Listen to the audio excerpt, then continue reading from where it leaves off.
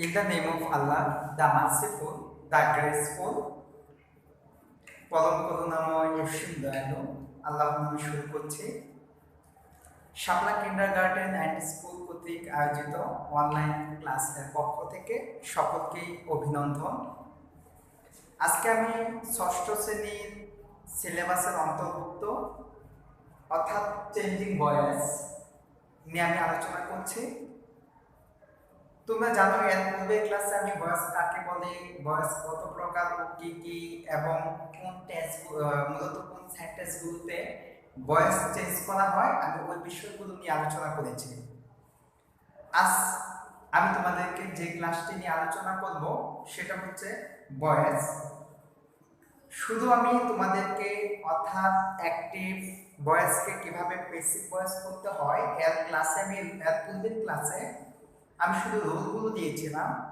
আজকে আমি তোমাদেরকে দেব যে অ্যাক্টিভ ভয়েসকে কিভাবে প্যাসিভ ভয়েস করতে হয় এর কয়েকটা এক্সাম্পল। আমি হয়তো দেখতে পাচ্ছ বোর্ডের মধ্যে আমি লিখেছি 5টা এক্সাম্পল। একটা হচ্ছে Faizul writes a letter, Faizul একটা চিঠি লেখে।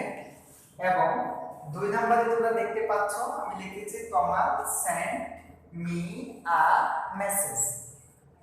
3 নম্বর উদাহরণে আমি লিখেছি দেখো Jerry is reading a novel. 4th number সেন্টেন্সটা আমি লিখেছি Tom has done the work. এবং 5ম নম্বর সেন্টেন্সে আমি লিখেছি I can do the work. আমি তোমাদেরকে এর পূর্বের ক্লাসে বলে দিয়েছিলাম যখন তুমি ভয়েস চেঞ্জ করবা অ্যাসার্টিভ সেন্টেন্সে তখন তোমাকে সর্বপ্রথম যে বিষয়টার উপর লক্ষ্য রাখতে হবে সেটা হচ্ছে একটা সেন্টেন্সের সাবজেক্ট, ভার্ব এবং অবজেক্ট, অর্থাৎ এই 3টা বিষয়ের প্রতি তুমি লক্ষ্য রাখবা। যদি 3টা বিষয়ের উপর লক্ষ্য রাখো তাহলে তুমি অতি সহজে অ্যাক্টিভ ভয়েসকে প্যাসিভ ভয়েস করতে পারবা। যেমন দেখো আমরা অ্যাক্টিভ ভয়েসকে প্যাসিভ ভয়েস করার সময় প্রথমটা করি ওই যে রুলসটা, আমি জানি না তোমাদের মনে আছে কিনা, আশা করি সবাই মনে থাকার কথা। আমি একটা বেসিক রুল দিয়েছিলাম তোমাকে। অ্যাসার্টিভ সেন্টেন্সে অ্যাক্টিভ ভয়েসকে প্যাসিভ ভয়েস করার সময় প্রথমেই তোমাকে অ্যাক্টিভ ভয়েসের যে অবজেক্টটা থাকে সেটাকে প্যাসিভ ভয়েস করার সময় সাবজেক্ট করতে হয়।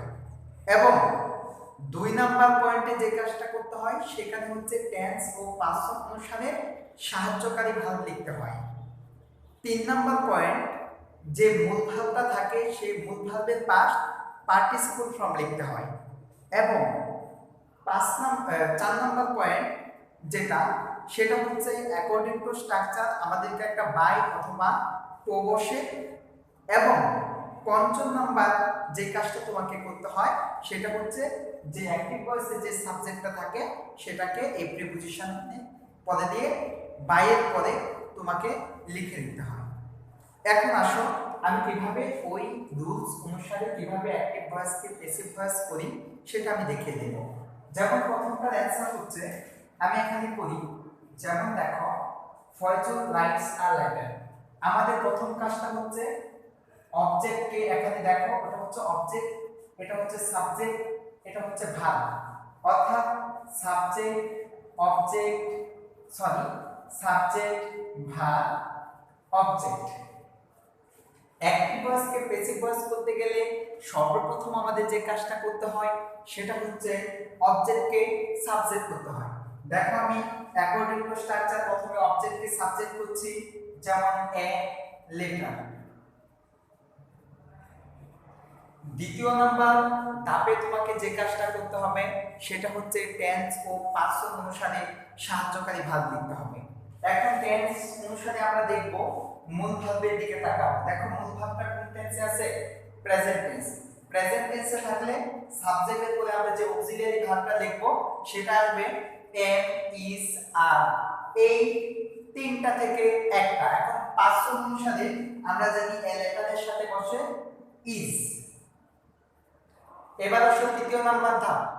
3য় নাম্বার ধাপে তোমাকে যে কাজটা করতে হবে সেটা হচ্ছে যে মূল ভার্বটা থাকে এই মূল ভার্বের অর্থাৎ ভার্ব 3 ভার্বের 3য় নাম্বার রূপ, যেমন present form, past form, past participle form, এই রাইটস এর তৃতীয় নাম্বার ফর্মটা হচ্ছে রিটেন, রাইট গ্রুপ রিটেন।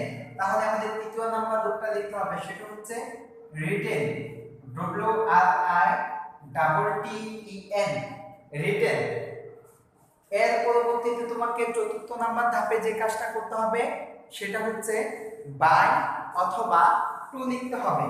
যেমন আমি লিখলাম এখানে বাই, তবে টু সব জায়গায় বসে না, বিশেষ কয়েকটা জায়গায় টু বসে, আর বেশিরভাগ জায়গায় আমরা বাই বসিয়ে থাকি। তবে মাঝে মধ্যে ব্যতিক্রমতায় অন্যান্য প্রিপোজিশন আমরা বসাতে পারি। এরপরে আসো প্রথম ধাপ, দ্বিতীয় ধাপ, তৃতীয় ধাপ, এবার চতুর্থ ধাপে আমাদের চতুর্থ ধাপ শেষ হলো। এবার আমাদের পঞ্চম ধাপে যেটা করতে হবে সেখানে হচ্ছে ওই যে সেন্টেন্সের যে সাবজেক্টটা আছে ওই সাবজেক্টটাকে লিখে দিতে হবে। যেমন ফয়জুল, আমরা সেখানে ফয়জুলটাকে লিখে দিলাম। আশা করি অ্যাক্টিভ ভয়েসের প্রথম ধাপটা তোমরা বেসিক কিভাবে করতে হয় বুঝে গেছো। এবার আসো আমরা দ্বিতীয় সেন্টেন্সটা করি। যেমন দেখো এখানে কি আছে, বি।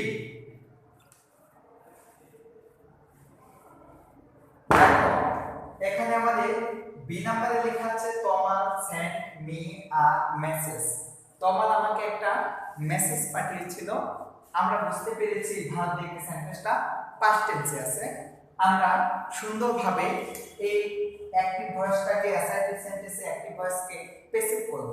তবে একটা বিষয় তোমাকে মনে রাখতে হবে, এই সেন্টেন্সে দেখো সাবজেক্ট তমাল, ভার্ব সেন্ড, মি অবজেক্ট, আ মেসেজ অবজেক্ট, অর্থাৎ অবজেক্টটা হচ্ছে ডাবল। এবার দেখো আমরা কি করব, তোমাদের জন্য যেহেতু দুটো অবজেক্ট আছে এবং দুটো অবজেক্টিভ প্রিপোজিশন মুক্ত, অতএব তুমি যে কোনো একটা অবজেক্টকে সেখানে কি করতে পারছো, সাবজেক্ট করতে পারছো। যেমন দেখো আমরা তোমার যে কোনো একটা অবজেক্টকে সাবজেক্ট করতে পারবো, অথবা মি কে করতে পারবো, অথবা তুমি এ মেসেজ কে করতে পারবা। হয়তো আমি মিটাকে করে দিচ্ছি। যেমন মিটাকে যখন আমি করব তখন এটার উত্তর দাঁড়াবে, প্রথমে আমি অবজেক্টকে সাবজেক্ট করব। যেমন এটাও অবজেক্ট নাম্বার 1, অবজেক্ট নাম্বার 2, আমি একটি অবজেক্টকে সাবজেক্ট করছি, যেমন মি।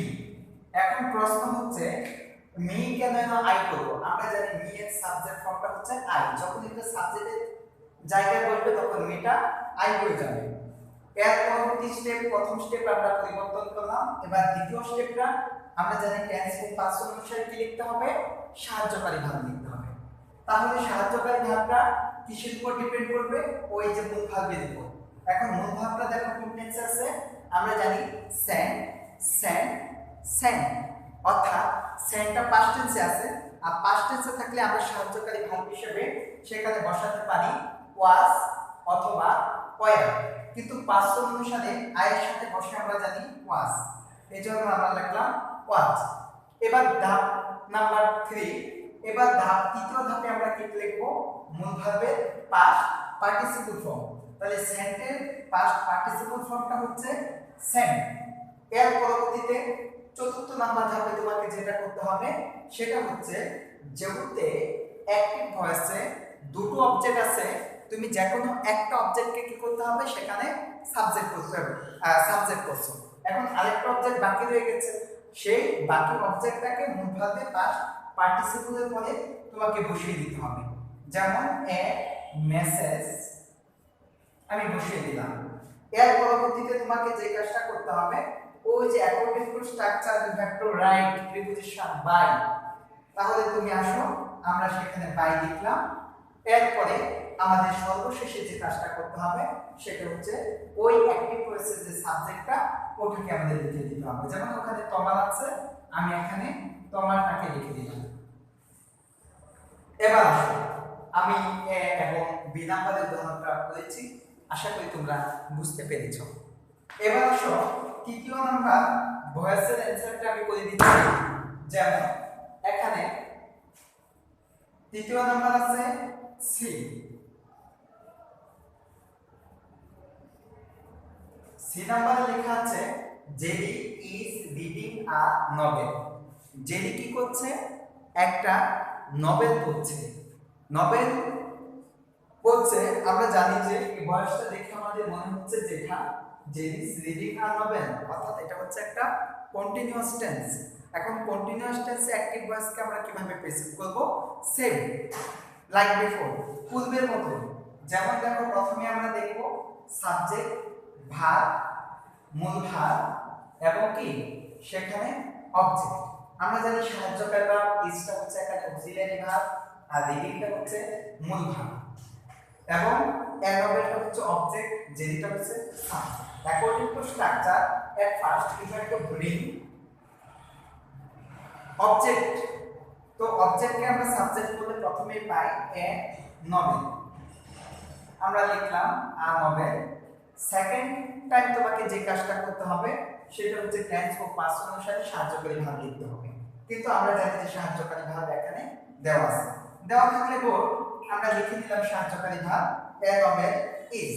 তবে শর্ত, একটা কন্ডিশন আছে, যে কন্ডিশনটা হচ্ছে, যে শর্তটা হচ্ছে যে যদি তোমার সাহায্যকারী ভার্ব দেওয়া থাকে, অর্থাৎ এম ইজ আর ওয়াজ, অর্থাৎ মডেল সরি আমরা যদি দেখা গেছে টু বি ভার্বগুলো দেওয়া থাকে, তাহলে এগুলোর সাথে তোমাকে যে সাহায্যকারী ভার্ব আছে পাঁচ অনুসারে সেই সাহায্যকারী ভার্বটা বসাবা এবং ওটার সাথে একটা বিং যোগ করে দিবা। বিং যোগ করার পর যে মূল ভার্বটা আছে রিড, এই রিডের পাস্ট পার্টিসিপল ফর্মটা লিখে দিবা।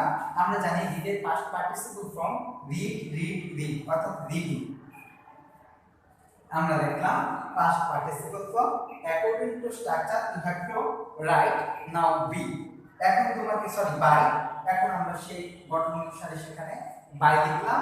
এরপরে তোমাকে যে কাজটা করতে হবে সেটা হচ্ছে সাবজেক্টকে অবজেক্ট, যেমন সাবজেক্টটা কি যেই, আমরা এখানে শেষে লিখে দিলে সেটা অবজেক্ট রূপ ধারণ করে। এর পরবর্তীতে আসো আমরা যেটা করছি সেটা হচ্ছে চতুর্থ নাম্বার ভয়েসের উদাহরণ। চতুর্থ নাম্বার বলছে যে Tom has done the work, Tom কাজটি করেছে। এখন আসো আমরা অ্যাকর্ডিং টু স্ট্রাকচার প্রথমেই ফিক্সড করি, যেমন টম সাবজেক্ট, হ্যাজ ভার্ব অর্থাৎ টু হ্যাভ ভার্ব, ডান মূল verb, principal verb, the work object. এখন আমাদের রুলস অনুসারে সর্বপ্রথম যেটা করতে হবে সেটা হচ্ছে অবজেক্টকে সাবজেক্ট, যেমন এখানে আছে দা ওয়ার্ক, আমি প্রথমেই দা ওয়ার্কটাকে লিখলাম। পরবর্তী তোমাকে যে কাজটা করতে হবে সেটা হচ্ছে টেন্স ও পাস্ট অনুসারে সাহায্যকারী ভার্ব। যেহেতু এখানে হ্যাজ আছে আমরা সেখানে হ্যাজ লিখব, কারণ পাস্ট অনুসারে এখানে হ্যাজই বসে, মাঝে মধ্যে পাস্ট অনুসারে সাহায্যকারী ভার্বটা চেঞ্জ হয়ে যায়। তো আমরা যেহেতু পাস্ট অনুসারে দা ওয়ার্কের সাথে হ্যাজ বসে আমরা হ্যাজটাই লিখে দিলাম। তৃতীয় ধাপে তোমাকে যে কাজটা করতে হবে মূল ভার্বের পাস্ট পার্টিসিপল ফর্ম। তোমরা জানো যেহেতু সেন্টেন্সটা অ্যাজ এ পারফেক্ট টেন্স অর্থাৎ পারফেক্ট টেন্সে মূল ভার্বের পাস্ট পার্টিসিপল ফর্ম সবসময় দেয়া থাকে। আমি সেখানে পাস্ট পার্টিসিপল ফর্ম লিখলাম। এর পরবর্তীতে তোমার যে কাজটা সেই কাজটা হচ্ছে according to structure you have to write by, অর্থাৎ তোমাকে বাই লিখতে হবে এবং বাই লেখার পরে যে সাবজেক্টটা আছে ওই সাবজেক্টটা আমরা সেখানে লিখে দিলাম।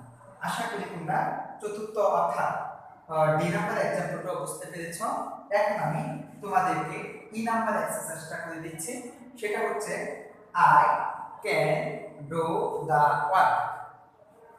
এখানে তুমি ফিক্সড করো, সর্বপ্রথম আই হচ্ছে সাবজেক্ট, ক্যান হচ্ছে একটা মডেল ভার্ব, ডু হচ্ছে মূল ভার্ব, দা ওয়ার্ক হচ্ছে অবজেক্ট। এখন তুমি লক্ষ্য করো সেখানে যখন করবা তখন প্রথমেই অবজেক্টকে সাবজেক্ট করো, যেমন দা ওয়ার্ক। পরবর্তীতে দ্বিতীয় ধাপে তোমাকে করতে হবে সাহায্যকারী ভার্ব আনতে হবে। আমরা জানি সাহায্যকারী ভার্ব এখানে আছে, আমরা লিখে দিলাম। তবে শর্ত একটা, আমরা ওখানে একটু ভুল করে দিয়েছি। এখানে যদি টু হ্যাভ ভার্ব থাকে তাহলে ওর সাথে কি যোগ করতে হয়? বিন যোগ করতে হয়। টু হ্যাভ ভার্ব থাকলে আমাদের এই বিনটা সেখানে কি করতে হবে? যোগ করে দিতে হবে। অর্থাৎ টু হ্যাভ ভার্ব থাকলে এগুলোর সাথে বিন যোগ করে দিতে হবে, আমরা বিন যোগ করে দেব। ঠিক এরকম ভাবে যদি কোনো জায়গায় মডেল ভার্ব দেওয়া থাকে কোনো সেন্টেন্সে, তাহলে তুমি অ্যাক্টিভ ভয়েসকে প্যাসিভ ভয়েস করার সময় যে কাজটা করতে হবে সেটা হচ্ছে এই মডেল ভার্বের সাথে বি যোগ করে দিতে হবে। অর্থাৎ মডেল ভার্বগুলো থাকলে যেমন ক্যান, ক্যানের সাথে বি যোগ করতে হবে, ক্যান বি, কুড থাকলে কুড বি, শ্যাল থাকলে শ্যাল বি, শুড থাকলে শুড বি, উইল থাকলে উড বি, মে থাকলে মে বি, মাইট থাকলে মাইট বি। ঠিক হ্যাভ হ্যাজ হ্যাড যদি থাকে তাহলে have been, has been, had been. ঠিক যদি টু বি ভার্বগুলো থাকে ওয়াজ ওয়াজ ওয়্যার, তাহলে এগুলোর সাথে কি যোগ করতে হবে, যেমন এম বিন, ইজ বিন, আর বিন, হ্যাঁ, ওয়াজ বিন, ওয়্যার বিন, এগুলো যোগ করতে হয়।